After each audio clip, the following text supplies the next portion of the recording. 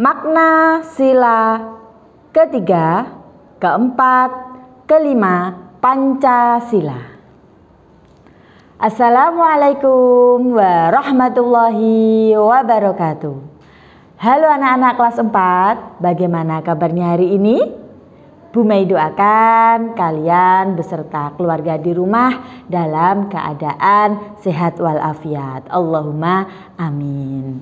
Dan Bu Mei juga berharap anak-anak di rumah tetap semangat ya belajarnya meskipun kita masih melaksanakan pembelajaran jarak jauh atau online. Nah, anak-anak, pada hari ini kita akan belajar tematik PPKM ya. Sebelum kita memulai pembelajaran pada hari ini, marilah kita membaca basmalah terlebih dahulu. Bismillahirrahmanirrahim. Anak-anak, kita memasuki tema 4, subtema 3. Silahkan anak-anak bukunya disiapkan, kemudian dibuka buku paketnya halaman 51 ya. Di situ ada pendalaman materi yaitu tentang hubungan simbol dengan makna sila ketiga Pancasila ya. Untuk simbol yang pertama dan kedua Pancasila telah kita pelajari pada minggu lalu. Anak-anak masih ingat apa simbol Pancasila yang pertama? Ya, gambar apa anak-anak? Betul sekali, disimbolkan dengan gambar bintang. Kalau sila kedua disimbolkan dengan gambar apa kemarin? Ya, digambarkan dengan gambar rantai ya. Nah, sekarang kita masuk ke sila ketiga Pancasila. Bunyinya bagaimana? Ya, bunyinya adalah Persatuan Indonesia ya. Kemudian simbol dari sila ketiga yaitu adalah pohon beringin. Anak-anak sudah tahu ya bagaimana bentuknya pohon beringin? Nah, di buku paketmu sudah ada di situ halaman 51. Nah, ini juga Bu Mei beri gambar yang lebih jelas ya. Gambar dari pohon beringin ya Nak ya. Nah, pohon beringin itu merupakan pohon berkayu yang sangat rindang ya anak-anak ya. Jadi jika kita duduk di bawah pohon beringin ya, kita akan merasa rindang anak-anak. Nah, pohon yang rindang itu akan membuat orang-orang yang berteduh di bawah pohon merasa nyaman, merasa sejuk, ya tidak Nak? Nah, simbol pohon beringin pada sila ketiga Pancasila bermakna bahwa rakyat Indonesia itu bisa berlindung di bawah negara Indonesia. Ya, jadi Indonesia menjadi pemersatu bangsa Indonesia. Jadi pohon beringin ini disimbolkan seperti bangsa negara Indonesia, di mana dia ya mengayomi, mensejahterakan rakyat yang ada di dalam negara Indonesia. Kemudian anak-anak, pohon beringin jika kalian perhatikan itu memiliki akar gantung. Ini nggih akar gantungnya ya. Akar gantung yang sangat banyak. Hal ini melambangkan bahwa bangsa Indonesia itu terdiri dari beragam suku, agama, ras, etnis, dan juga budaya. Akar gantung tersebut berasal dari satu pohon, yaitu pohon beringin. Hal ini berarti negara Indonesia juga menjadi wadah pemersatu keragaman-keragaman tersebut ya. Kemudian anak-anak lanjut lagi ke halaman 59 ya. Pengamalan sila ketiga Pancasila dalam kehidupan sehari-hari. Kita telah mengetahui bahwa simbol sila ketiga Pancasila adalah pohon beringin. Artinya, meskipun kita berbeda suku bangsa, tetapi masih dalam negara yang sama, yaitu Indonesia, ya. Misalkan kita berasal dari suku Jawa, ada yang berasal dari suku Sunda, ya, suku Bugis, dan suku masih banyak lagi suku yang ada di Indonesia. Tapi kita harus ingat ya, kita berada dalam negara yang sama, yaitu Indonesia. Nah, hal itu menunjukkan bahwa kita harus bersatu dalam hidup rukun dalam menjalani kehidupan sehari-hari dengan orang lain. Nah, berikut ini adalah contoh kegiatan sehari-hari yang mencerminkan pengalaman sila ketiga Pancasila.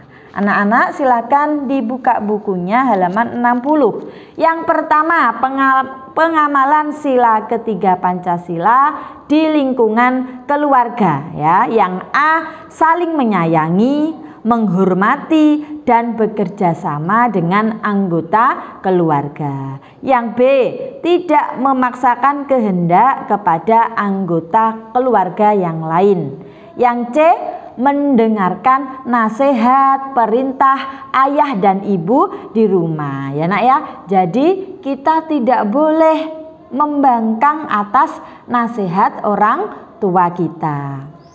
Kemudian nomor 2, pengamalan Pancasila, sila ketiga Pancasila di lingkungan sekolah. Yang A, mau berteman dengan semua siswa tanpa membedakan suku, ras ataupun agama, ya.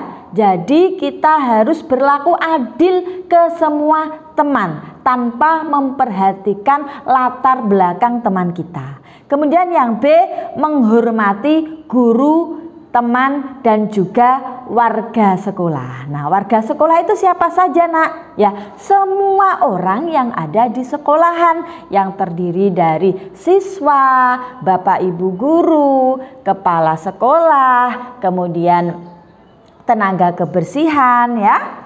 Kemudian yang C, menghargai pendapat teman saat berdiskusi. Jadi saat berlangsungnya diskusi dan ada teman yang berpendapat, kita harus mendengarkan. Kita tidak boleh memotong pembicaraan teman, ya nak ya. Harus didengarkan sampai selesai.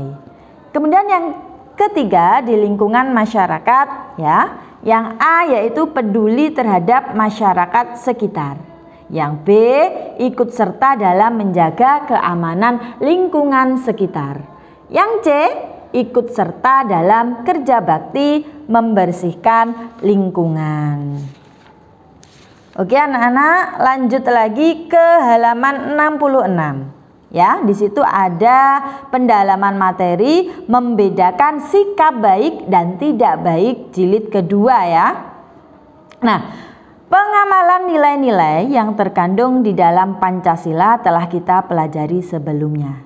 Di antara pengalaman tersebut, banyak sikap yang perlu kita terapkan dalam kehidupan sehari-hari. Untuk mengetahui apakah sikap tersebut baik atau tidak baik, kita perlu membedakannya, ya nak ya.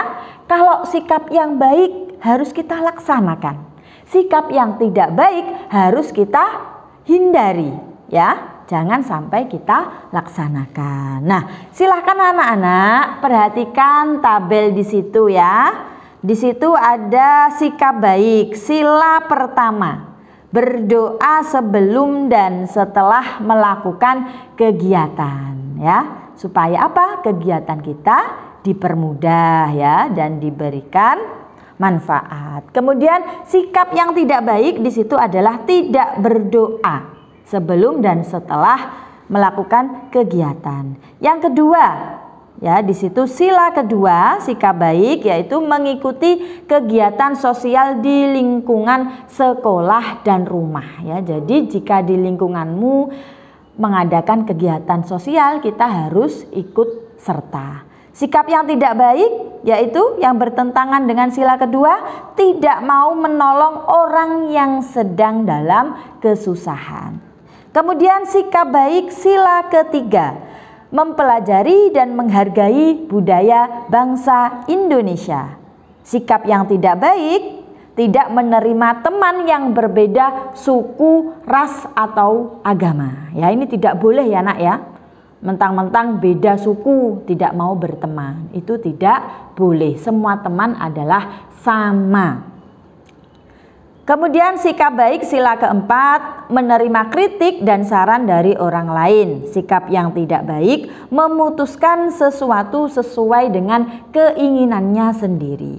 Kemudian sikap baik yang sesuai dengan sila kelima, memberi bantuan dengan ikhlas kepada korban bencana alam. Ya, jadi kita harus ikhlas ya, tanpa mengharapkan pujian ataupun imbalan. Semua kita lakukan hanya untuk mengharap ridho dari Allah Subhanahu wa taala.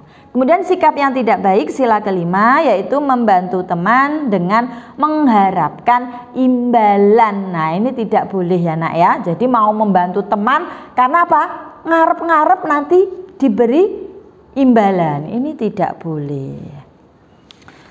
Kemudian anak-anak lanjut ke tema 5, subtema 1 ya.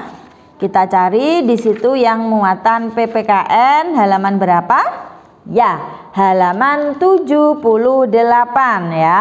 Hubungan simbol dengan makna sila keempat Pancasila. Nah, anak-anak, Pancasila itu merupakan dasar negara Republik Indonesia. Sila berikutnya yang akan dibahas adalah sila keempat. Bagaimana anak-anak bunyinya sila keempat?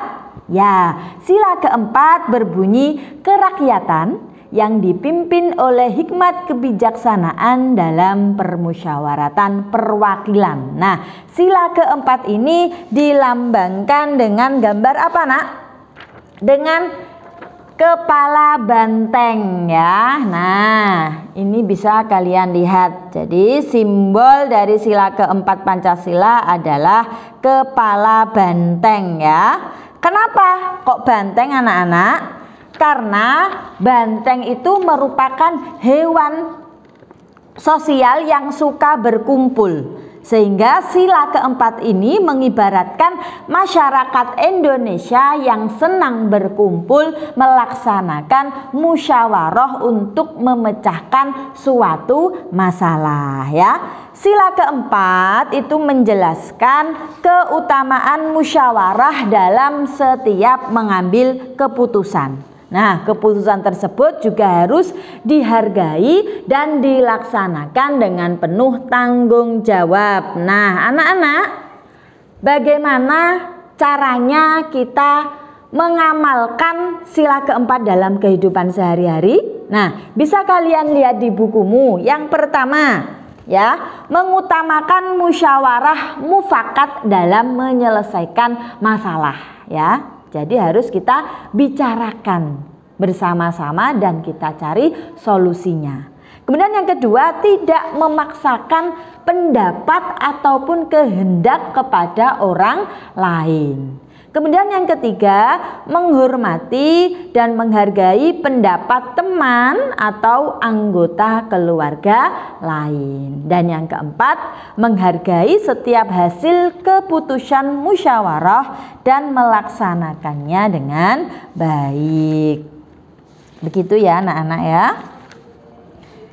Kemudian anak-anak lanjut di halaman 84 ya. Di situ ada sikap yang sesuai dengan makna sila keempat Pancasila beserta sikap yang belum sesuai dengan sila keempat Pancasila ya. Di situ ada nomor 1 sampai 6 ya. Nah, Bu Mei bacakan yang pertama, sikap yang sesuai dengan sila keempat Pancasila yaitu melaksanakan hak memilih dan juga dipilih untuk menjadi ketua kelas. Nah, jadi kalau kalian di dalam kelas ya, ada pemilihan ketua kelas, kalau kalian ditunjuk, kalian juga harus mau ya. Kemudian kalian juga harus menggunakan hak pilih kalian untuk memilih salah satu ketua kelas yang tepat. tepat. Kemudian sikap yang belum sesuai dengan sila keempat Pancasila yaitu tidak mau menggunakan hak memilih dan dipilih saat pemilihan ketua kelas. Kemudian untuk selanjutnya poin 2, 3, 4, 5, dan 6 kalian baca sendiri ya nak ya. Kemudian langsung kita lanjutkan ke tema 5, subtema 2 ya. Nah, di situ ada pendalaman materi hubungan simbol dengan makna sila kelima Pancasila. Di bukumu ada di halaman 98. Nah, anak-anak, ada yang tahu tidak apa simbol dari sila kelima Pancasila? Ada yang tahu? Ya, simbolnya adalah padi dan kapas ya. Sila kelima bagaimana bunyinya? Ya, bunyinya adalah keadilan sosial bagi seluruh rakyat Indonesia. Nah ya, sila kelima ini memiliki simbol padi dan kapas yang menggambarkan kebutuhan dasar setiap manusia ya nak ya. Di mana padi itu adalah merupakan apa? Sumber pangan makanan kita kan, dari padi ya, makanan pokok kita. Kemudian sandang ya, bahan sandang kita berasal dari kapas ya, pakaian kita terbuat dari bahan dasar kapas ya. Jadi itu kebutuhan pangan dan sandang. Sila kelima bermakna bahwa kita harus selalu berperilaku adil. Kita juga harus menjaga keseimbangan antara hak dan kewajiban dalam memenuhi kebutuhan dasar. Pengamalan sila kelima Pancasila bisa tercermin pada sikap sehari-hari. Nah, kita harus bisa ya mengamalkan sila kelima juga. Bagaimana anak-anak caranya? Nah, di bukumu halaman 99 di situ dituliskan yang pertama, nomor 1, adil terhadap semua teman. Kita harus bisa berlaku adil ya. Tidak boleh kita hanya berteman memilih-milih atau namanya geng-geng saja. Sama ini mau bermain, yang lainnya tidak mau, itu tidak boleh. Semua teman harus kita perlakukan secara adil ya. Kemudian yang kedua, membantu orang lain yang sedang mengalami kesusahan ya. Kemudian yang ketiga, menghormati dan menghargai hak-hak yang dimiliki oleh orang lain. Yang keempat, mengutamakan kepentingan umum ya di atas kepentingan pribadi. Jadi kita harus mendahulukan kepentingan orang banyak ya daripada kepentingan kita sendiri. Seperti itu ya nak ya.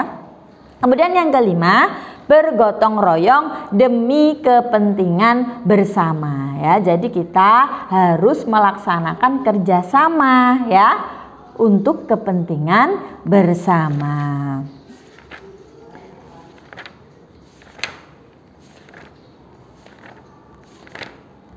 Kemudian anak-anak ya, yang terakhir halaman 112 ya, di situ ada penerapan sikap kepahlawanan sesuai dengan makna sila kelima Pancasila.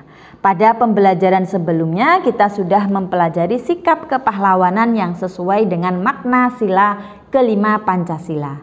Sikap kepahlawanan yang sesuai dengan sila kelima Pancasila juga bisa kita terapkan dalam kehidupan sehari-hari. Salah satunya dengan apa tadi? Ya, dengan cara berperilaku adil serta menjaga keseimbangan antara hak dan kewajiban, di mana pelaksanaan hak dan kewajiban itu harus secara seimbang ya nak ya. Nah, Bu Mei berharap ya setelah kita mengetahui ya makna dari sila pertama sampai kelima Pancasila, kita bisa menerapkannya dalam kehidupan sehari-hari. Nah, demikianlah tadi anak-anak penjelasan dari Ibu Mei. Apabila ada kekurangannya, ada salah tutur kata, Bu Mei mohon maaf yang sedalam-dalamnya ya. Akhiru kalam. Wassalamualaikum warahmatullahi wabarakatuh. Dadah.